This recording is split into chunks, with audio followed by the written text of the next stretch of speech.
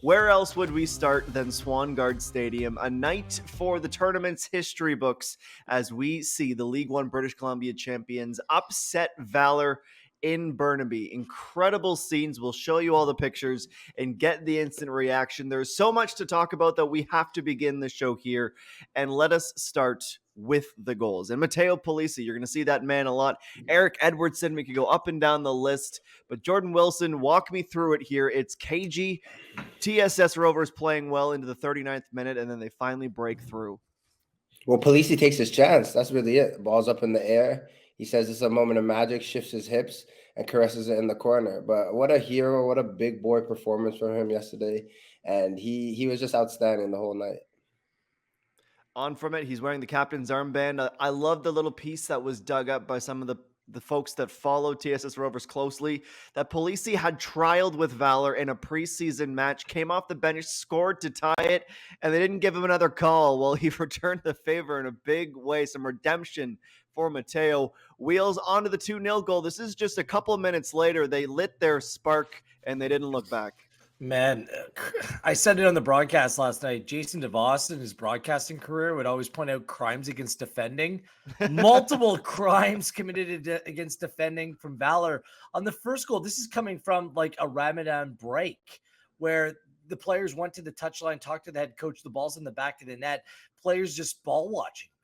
Just not getting goal side, not getting in positions where they should be. Another goal, Edwardson overlaps, and two Valour players just simply watched him go past, and it turned into a 3-on-2. As much as of a nightmare as Valour were defensively, they were unable to create an attack as well.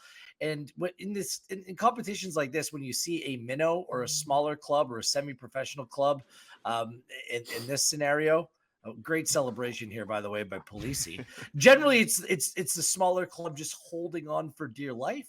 This wasn't the case. The smaller club here, the TSS Rovers, completely outplayed Valour.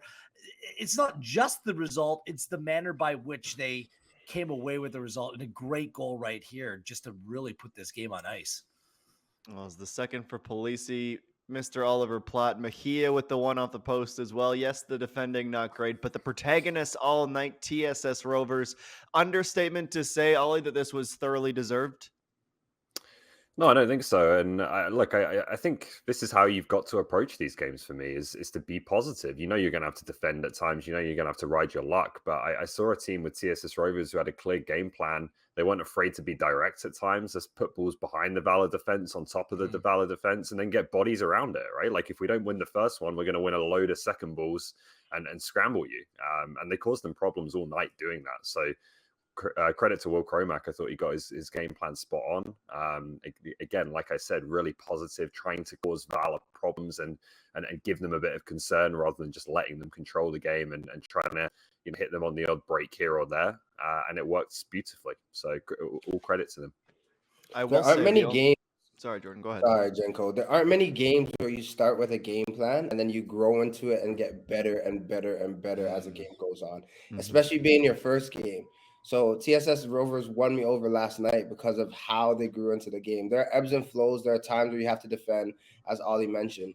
But to get better in the 60th minute and 70th minute and 80th and really grow and not really hold on for dear life, even when it was an extra time.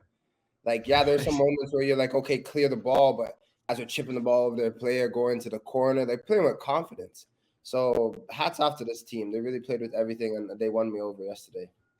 And we have to think too, Ryan Yesley makes a penalty stop. The only goal for Valour is a penalty that TSS Rovers supporters will say shouldn't have been given.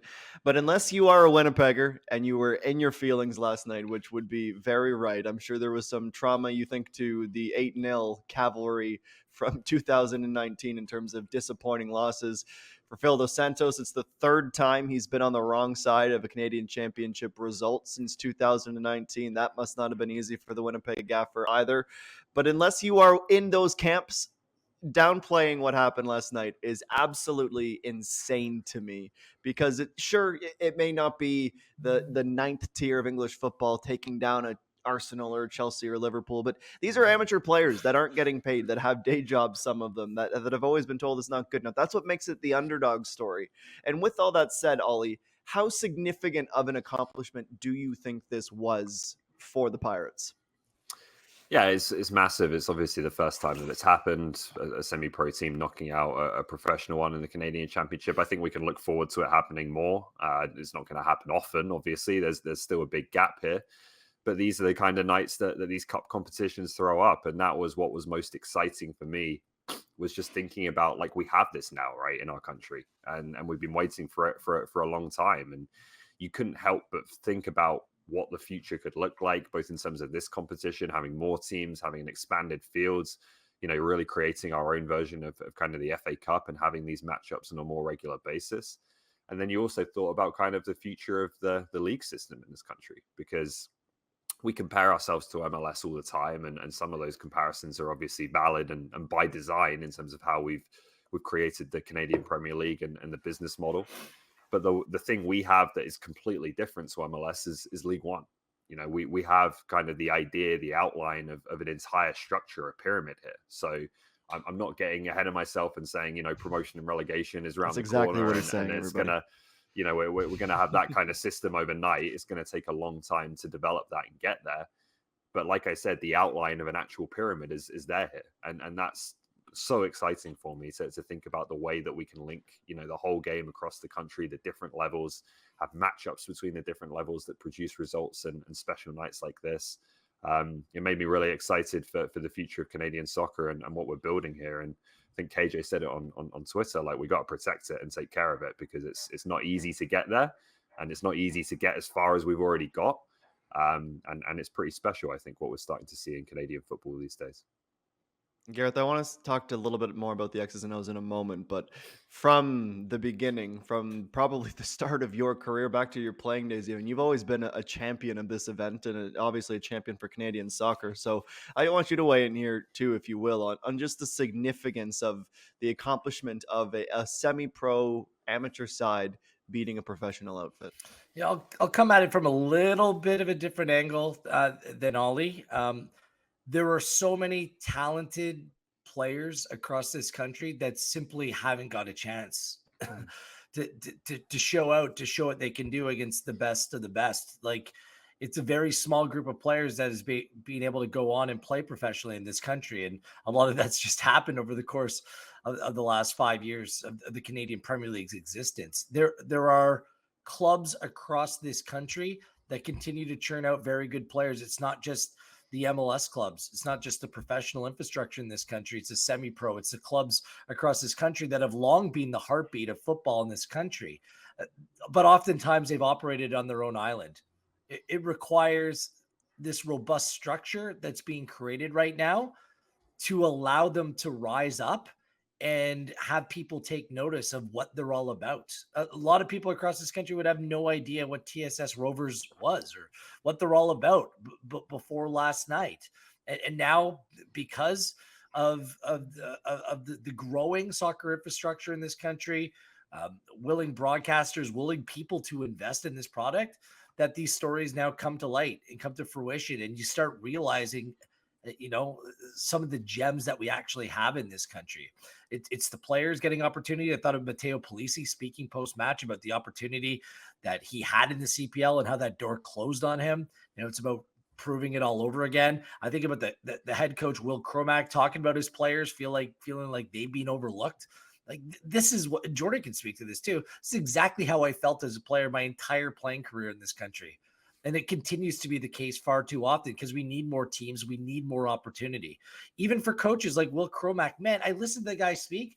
I would run through a wall for that guy. And I've never met him in person. Like, Swangard Stadium, an absolute gem in Canadian soccer. The conditions of fans who spent their own money taking shares in that club to make it and turn it into what it is. The people that are willing to go out and create something new in League1 BC, which is only heading into its second season. Like, all of this requires care. All of this requires investment. All of this requires manpower and fans to keep it afloat, and the corporate community stepping up and supporting it. So I think nights like that mean a whole lot to the individual, as well as kind of the structure and what's being established and kind of the way forward in this country. I think that this is the model. This is the path We need more teams. We need more clubs, but step by step, things continue to move in the right direction. And hey, this is exactly what the Canadian Championship needed. For years, there was like 4 teams. Which MLS team is going to go on and win it? Ho-hum.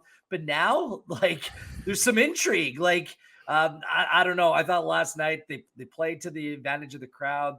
The grass was thick. It was slow. Played to them perfectly. Let the games begin, everyone. The Canadian Championship is alive and well. Just remember, should TSS Rovers get through Pacific and Cavalry, the way the bracket is listed right now, there is a chance they could maybe host the Vancouver Whitecaps in the semifinal. What a One ride step at that a would time. be for the Rovers. But yes, let's not get One too far step ahead of at a ourselves time. and enjoy what it was last night.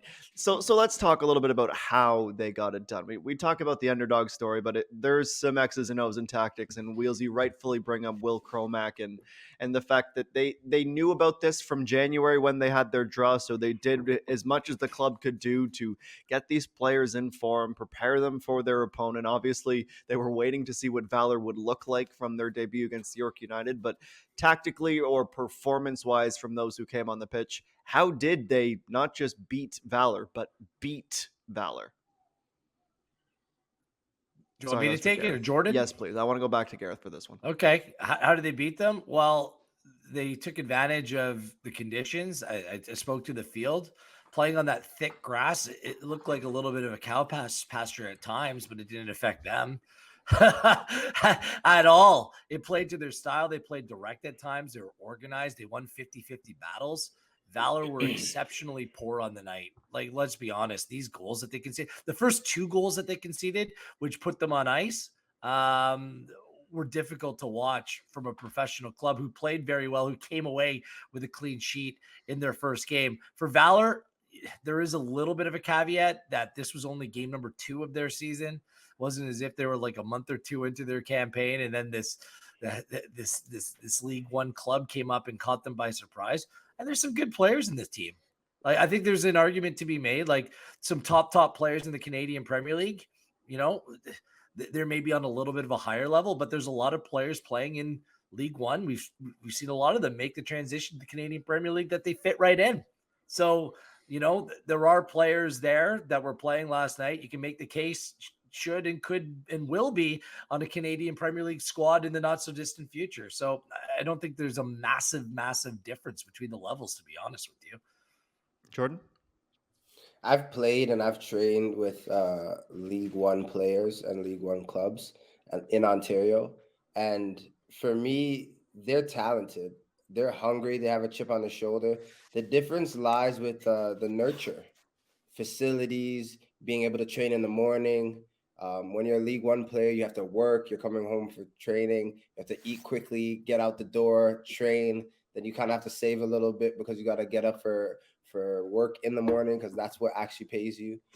Those little differences. So football gets put on the back burner. What I like about the story yesterday is that, yeah, I love tactics. I love getting into the nitty-gritty of how people play or how teams play. But TSS Rovers believed. And I love when a coach embodies it and the team embodies it as well and says, you know, we can go and do this. And it's just these little margins. Obviously, if Valour were to play that game again and they gave more respect to TSS Rovers, it'd be a different result. But sometimes you get that one chance to seize it all. And TSS Rovers did that. I look at any ball that 50-50s or these little idiosyncrasies within the game, winning the balls or throw-ins, making sure you're in the right position, who's talking more. When I even listened to the audio last night, TSS Rovers were on it. They were on the front foot, biting. These are the things that can get you to have that Cinderella story. These are the things that make you have a perfect night. So when I talk about League One, I think that there's so many talented players, but it's just about the system that they play, and it's hard to get everyone on the same page. Last night, we saw that come together with TSS Rovers, that all of them believed. They looked like a pro side because everyone was dialed in and everyone bought into what Will Cormac wanted to do. So, yeah, I would say to answer your question, Jenko, the margin isn't that large. I think you'll always find a gem within a League One team. And if you were to make an all-star team, that could be a professional team. If you took the best players out of League One, you could definitely find a team. It's just about the system, facilities, how much they train, when they're allowed to train. that probably just affects those performances. Yeah, I mean, I don't think you can pinpoint like something specific in terms of the tactics and style of play. Like, I was happy that, you know, when they did stay compact, they were excellent in playing in transition and they played together and there was connection between the team. But the one thing that the one word that struck me more than anything else was composure. Like, they were never rattled. They just always stayed within themselves and stayed within their roles in the team. No one tried to do too much. Everything was just completely in sync. And I think that we mentioned it with the two other League One teams, both had chances to take an early lead. And once you plant that seed of doubt in Valour and things aren't going their way, one goal goes in, two goals go in. By halftime, there's a little bit of a mountain to climb, and there's some seeds of doubt that are planted, and they took full advantage. And I think too. Go ahead. Sorry, Ali. Dylan, go. I was just going to say, Will gave a good answer in our post game interview about what his game plan was and how he approached the match, and I appreciated that from a coach as well, because I think you know, there's a lot of people looking at One Soccer, and we've got a role to play in terms of, you know, breaking the game down and trying to educate viewers on what happens and why. But when we hear it from the coaches themselves and they're willing to open up and explain things and explain what they were trying to do, that obviously helps tell that story much more effectively. So appreciated that from him too.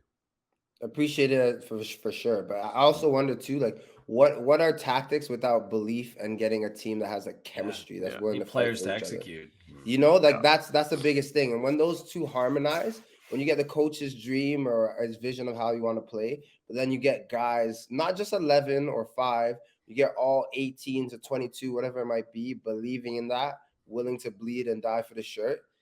Those are the nights. You get a perfect night in football.